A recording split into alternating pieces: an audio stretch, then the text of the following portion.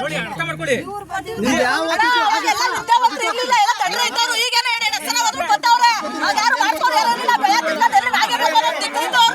ನೀವೇನೇ ಬಾಯ್ ಪಡ್ಕೊಂಡ್ರು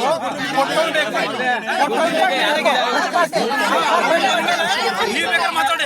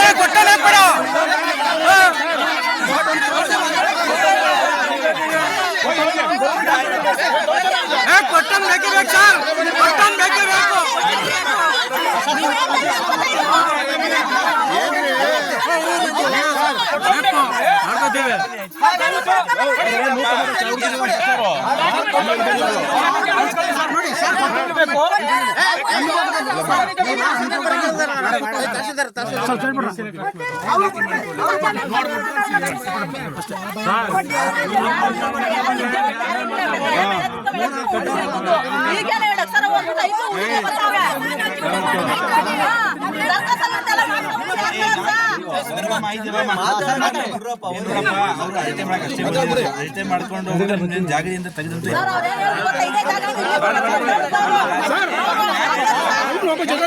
ಕೊಟ್ಟವನ ಜೊತೆ ಇರ್ಬೇಕು.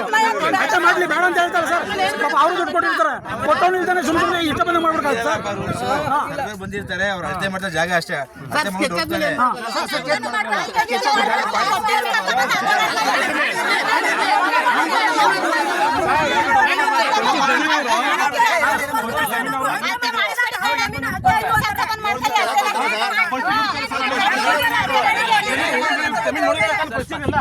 ನೋಡ್ಬಿಟ್ಟಲ್ವಾ ಸರ್ ಜಮೀನ್ ತಗೋಬೇಕು.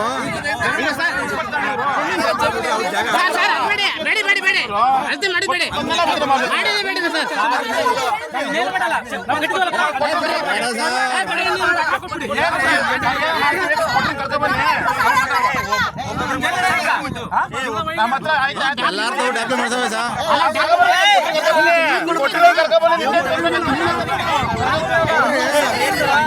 ಜಮೀನು ಗೊತ್ತಿಲ್ಲ, ಡಾಕ್ಯುಮೆಂಟ್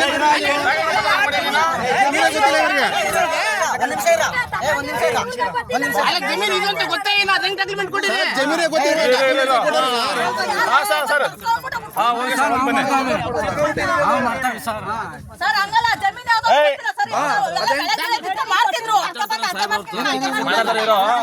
ಅಲ್ಲ ಒಂದು ನ್ಯಾಯ ಬೇಡವಾ ಹೇಳಿ.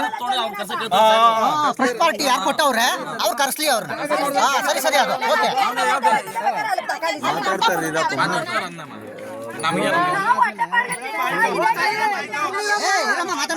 ಮಾತಾಡಿ ನೀವು ನಡಿ.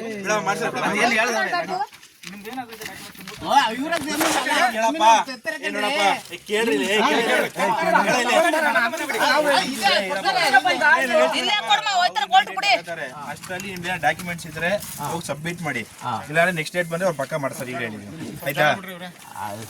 ಅವ್ರು ಅಲ್ಲಿ ನಿಮ್ ಹೇಳಿದಲ್ಲ ತಹಶೀಲ್ದಾರ್ ಅಲ್ಲೇ ಬರ್ತಾರೆ ಅವರು. ನೆಕ್ಸ್ಟ್ ಸಮಸ್ಯೆ ಬಗೆಹರಿಯಲ್ಲ ಇದು. ತಹಸೀಲ್ದಾರು ಮತ್ತೆ ಕೊಟ್ಟವ್ರಲ್ಲ ಅವರು ಬರ್ಬೇಕಂತ ಮೂಲ ಗೊತ್ತಾಗ್ಬೇಕಲ್ಲ ಜಮೀನು.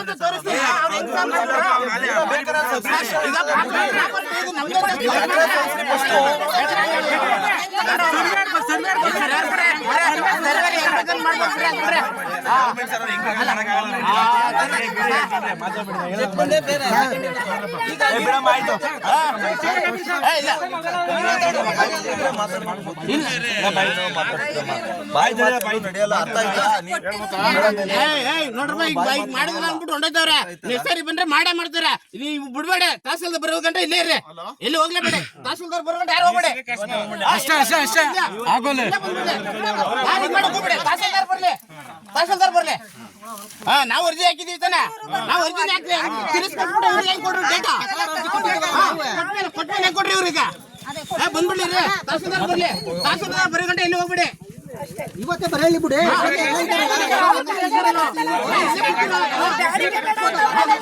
ಅವ್ರು ಕರ್ಸೇ ಬೇಡ ಅಂತಂದ್ರೆ ಬರೋಕೆ ಆಗಲ್ತು. ಇವತ್ತೇ ಕರ್ಸಿ ಅಂತ ಬಿಡ್ಬೇಡಿ, ಯಾರು ಬಿಡ್ಕೋಬೇಡಿ, ಯಾರು ಹೋಗ್ಲೇಬೇಡಿ.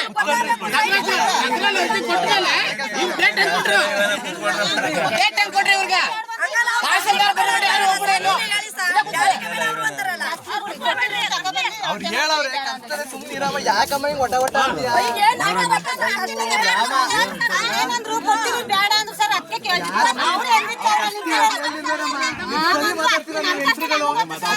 ಸುಮ್ಮನೆ ಏನೋ ಒಂದು ನ್ಯಾಯ ರೀತಿ ಮಾತಾಡ್ತಾರೆ, ಒಟ್ಟ ಒಟ್ಟ ಒಟ್ಟ ಅಂತ.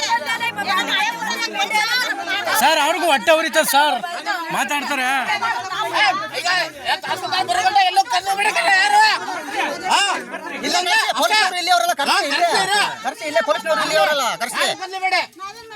ತಗರಲ್ಲಿ ಅರ್ಜಿ ಕೊಟ್ಟು ಮೇಲೆ ತಹಸೀಲ್ದಾರ್ ಅದನ್ನ ಕೊಡ್ರಿ ಡೇಟ್ ಇವ್ರಿಗೆ. ಅಲ್ಲೇ ಆಗ್ರೆ ಏ ಡೇಟ್ ಅದು ಯಾರ ಹತ್ರ ಅದು? ಏ ಪ್ರತಿಮಾ ದಬ್ಬಾಳಿಕೆಯಿಂದ ಏನ್ ಬೇಕಾದ್ರೆ ಮಾಡ್ಕೊಂಡ್ಬಿಡ್ತಾರೆ. ಇನ್ನೇನ್ರಿ ದಬ್ಬಾಳಿಕೆ ಅನ್ಕಂಡ್ರಿ ನಿಮ್ಗೆ ನೋಡ್ರಿ ಸ್ಮಾರ್ಟ್ ಗೊತ್ತಿಲ್ಲ ನಿಮ್ಗೆ. ಅದ ಕಣ್ರಿ, ಅಲ್ಲ ಕಣ್ರಿ, ಈಗ ಬಂದ್ಬಿಟ್ಟು ತೋರಿಸ್ತಾನೆ, ಅದ ಹೆಂಗ್ ಮಾಡ್ಬಿಟ್ಟ ಬೋಗಸ್ ಮಾಡ್ಬಿಡ್ತಂಗಾರ ನೀನು. ನಿನ್ನ ರೆಕಾರ್ಡ್ ನಿನ್ ಮಗ ರಿಜಿಸ್ಟರ್ ಹೋಗ್ಬಿಡ್ತೆ ಬೇರೆ ಚೆಕ್ ಬಂದಿಲ್ಲ ಸರ್, ನೀವೇ ಮಾಡಿರೋದು ಅದನ್ನ, ನಾವು ಮಾಡಿಲ್ಲ, ನೀವೇ ಮಾಡ್ಕೊಂಡ್ ಬಂದಿದ್ದೀರಿ ಹೌದು. ನಿನ್ನ ರೆಕಾರ್ಡ್ ನಿಮ್ದೇ ಇಲ್ಲ. ಸರ್. ನೀವೇ ಚೇಂಜ್ ಮಾಡ್ಕೊಂಡ್ ಬಂದಿರ ಸರ್ ರೆಕಾರ್ಡ್. ಏನ್ ಸರ್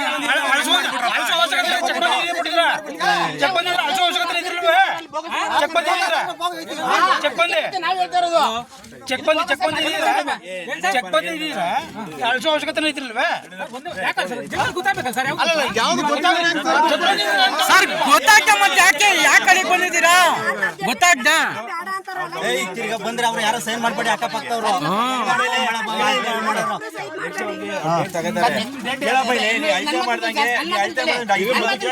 ನನ್ ಮಾತನ್ನ ಕೇಳಿ.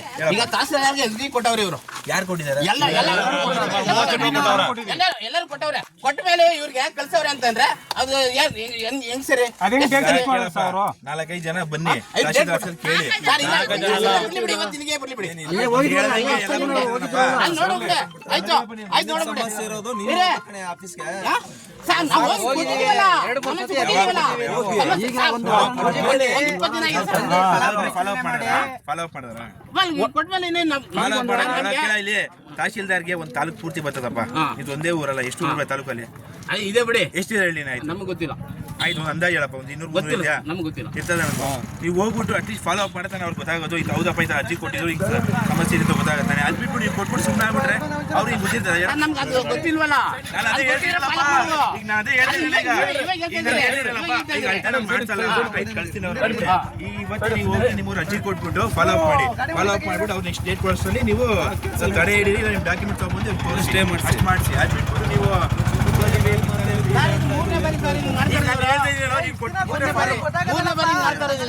ಕೊಟ್ಟಾದ ಫಾಲೋ ಅಪ್ ಮಾಡ್ಬೇಕು. ನಾನು ಹೇಳ್ತೀನಲ್ಲ, ಕೊಟ್ಬಿಟ್ಟು ಫಾಲೋ ಅಪ್ ಮಾಡ್ಬೇಕು. ಈಗ ನಮ್ಮ ಸ್ಟೇಷನ್ ಕಂಪ್ಲೇಂಟ್ ಕೊಟ್ರಿ ಮತ್ತೆ ಬರೋನಪ್ಪ, ಕೇಳಲ್ವ ನೀವು? ಕೇಳ್ತಿರಲ್ವ ಹೇಳು? ಕೇಳ್ತೀರಪ್ಪ? ನಮ್ಗೆ ಗೊತ್ತಿಲ್ಲ.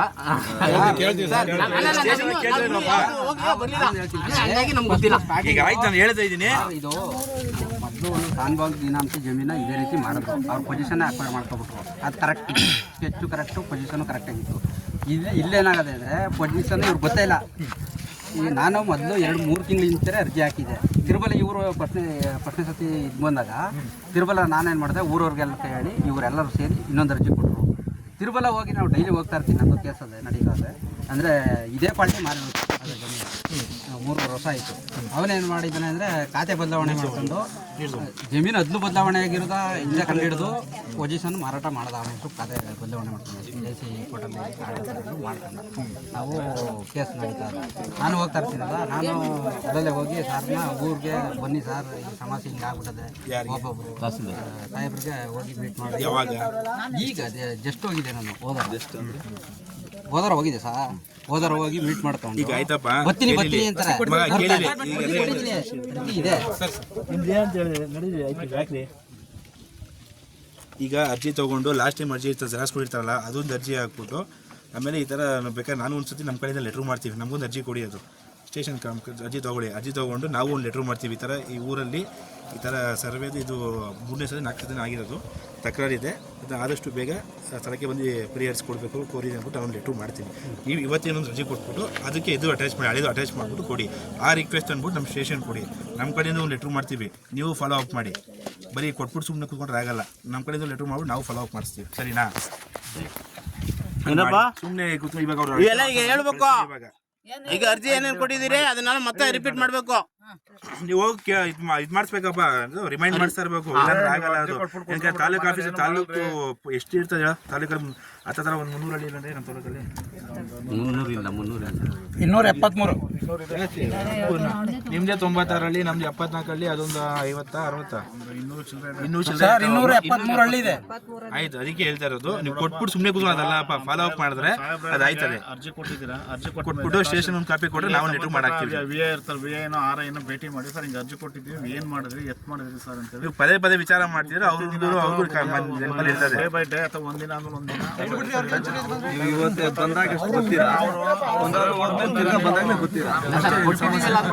ಅದು ಹೇಳ್ತಿರೋದಪ್ಪ. ಈಗ ಹೇಳ್ತಿದ್ದೀನಿ, ಆಯ್ತು, ಈಗ ತಪ್ಪಾಗೋದೆ. ಹೋದ್ರಲ್ಲ, ಹೋದ್ ಮಾರ್ನಿಂಗ್ ತಗೊಂಡು ಕೊಟ್ಬಿಟ್ರೆ ಎಲ್ಲ ಬಿಸಿಲಿ ಕೊಟ್ಬಿಟ್ಟು ಫಾಲೋ ಅಪ್ ಮಾಡಿದ್ರೆ ಹಿಂಗೆ ಆಯ್ತದೆ. ಕೊಟ್ಬಿಟ್ಟು ಮತ್ತೆ ಮಾಡ್ರಪ್ಪ, ಫಾಲೋ ಅಪ್ ಮಾಡಿ ಸರಿ ಅಷ್ಟೇ. ಹಂಗೆ ಮಾಡಪ್ಪ. ನೀವು ನಮ್ಗೆ ಅರ್ಜಿ ಕೊಡಿ, ಕೊಟ್ಬಿಟ್ಟು ಅರ್ಜಿ ಸ್ಟೇಷನ್ ತಂದು ಕೊಡಿ. ನಮ್ಮ ಕಡೆಯಿಂದ ಲೆಟ್ರ್ ಮಾಡಿಸ್ಬೇಕಾದ್ರೆ ನೀವೇ ಯಾರು ಖುದ್ದಾಗಿ ಜೊತೆಗೆ ಬಂದರೆ ಲೆಟ್ರ್ ಮಾಡಿಸ್ಬಿಟ್ಟು ಅದನ್ನ ತಗೊಂಡೋಗಿ ಕೊಡ್ಸ್ತೀವಿ ನಾನೇ, ಸರಿನಾ? ನೋಡ್ರಪ್ಪ ಎಲ್ಲ ಅರ್ಜಿನೆಲ್ಲ ಇದು ಮಾಡ್ಕೊಡ್ರಪ್ಪ. ಅರ್ಜಿ ತಗೊಂಡು ಕೊಡ್ಬೇಕು. ನೀವು ಕೊಟ್ಬಿಟ್ಟು ಸ್ಟೇಷನ್ ಕಾಪಿ ಕೊಡ್ಬೇಕು. ಹಿಂದೆ ಕೊಟ್ಟಿದ್ದೀರಲ್ಲ, ಅದು ಸೀಲ್ ಹಾಕ್ಸಿದ್ದೀರಾ, ಅದನ್ನ ಮತ್ತೆ ರಿಪೀಟ್ ಮಾಡಿ. ಅದನ್ನೇ ರಿಪೀಟ್ ಮಾಡ್ಬಿಟ್ಟು ಸ್ಟೇಷನ್ಗೆ ಒಂದೊಂದು ಕೊಡಿ. ನೀನೇ ಇಷ್ಟು ತಗೋಬೇಕು ಎಲ್ಲಾರ ಮುಂದೆ. ನೀ ಹತ್ರ ಮಾತಾಡ್ತೀವಿ ಇವಾಗ ಎಲ್ಲಾರ್ಗು ಹೇಳ್ತೀಯ. ನೀನೇ ನಿಂತ್ಕೊಂಡು ಮಾಡಿಸ್ಬಿಟ್ಟು ಕೊಡಿ, ಬರ್ಕೊಡಿ ಅಂದ್ಬಿಟ್ಟು ತಂದು ಕೊಡು. ಮಾಡೋಗ್ಬಿಡಿ. ಸರಿ ಆಯ್ತು, ನೋಡಿ ಅದೇನು ನೀವು ಅವ್ರು ಏನು ಮಾಡ್ತಾರೆ ಅದಕ್ಕೆಲ್ಲ ನೀವು ತರಕಾರಿ ತಂದೆ ಆಯ್ತಾ? ಸರ್ ನೀವು ನೋಡ್ರಿ ಸರ್, ನಾವು ಹೋಗ್ತೀವಿ. ಮಾತಾಡಿದ್ರಲ್ಲ, ನೀವು ನಮ್ಮೇ ಕಳಿಸ್ತಾ ಇದ್ದೀರಲ್ಲ. ನೀವು ನೋಡ್ರಿ, ನಾವು ಹೋಗ್ತೀವಿ, ನಮ್ಗೆ ಗೊತ್ತು. ನಮ್ಮ ಊರಿಗೆ ನಾವು ಹೋಗೋದು ನಮ್ಗೆ ಗೊತ್ತಿಲ್ವಾ? ನಮ್ಮ ಮನೆಗೆ ನೀವು ಹೋಗ್ಬೇಕು ಸರ್. 15 ಸಲ 20 ಸಲ ಮಾತಾಡೋರು, ಅದನ್ನೇ ಮಾತಾಡೋದು. ಏನು ಬೇರೆ ಏನು ಬರ್ಕೊಡಲ್ಲ. ಮತ್ತೆ ರೆಕಾರ್ಡ್ಸ್ ಇರಬೇಕು. ಕುಡಿಯೋದಕ್ಕೆ ಎಲ್ಲದಕ್ಕೂ ರೆಕಾರ್ಡ್ಸ್ ಇಟ್ಕೊಂಡು ನೀವು ಕಥೆ ಫಾಲೋ ಅಪ್ ಮಾಡಬೇಕು. ಫಾಲೋ ಅಪ್ ಮಾಡೋದೇ ಕೆಲಸ ಆಗೋದು. ಈಗ ಹೇಳಿದ್ರು ಸರ್ ರೆಕಾರ್ಡ್ಸ್ ಇದೆ ಅಂದ್ರೆ ಇದು 93 ಇವ್ರು ತಕ ಬರ್ತಾ ಇರೋದು ಅದೇ ಸರ್ 93 ಇದೆ. ಗೋಮಾಳ ಸಂಬಂಧ ಇಲ್ಲ. ಗೋಮಾಳ ಇಲ್ವೇ ಇಲ್ಲ, ಗೋಮಾಳ ಇಲ್ವೇ ಇಲ್ಲ ಇಲ್ಲಿ. ಇನ್ನು ತಹಶೀಲ್ದಾರ್ ಅರ್ಜಿ ಕೊಡಿ, ಅದು ರೆಕಾರ್ಡ್ ಅಂದ್ರೆ ಆ ರೆಕಾರ್ಡ್ ಕೊಟ್ಕೊಂಡು ನಾವು ಅನುಭವದಿಂದ ಅವ್ರಿಗೆ ಫಾಲೋ ಅಪ್ ಮಾಡ್ತಿದ್ರೆ ಅವ್ರಿಗೂ ನೆನಪಿರ್ತದೆ. ಇಲ್ಲಾಂದ್ರೆ 200 ಹಳ್ಳಿಯಲ್ಲಿ ಯಾವ್ದಂತ ನೆನಪಿಡ್ಕೋತಾರೆ ಹೇಳು. ನನಗೆ 74 ಹಳ್ಳಿ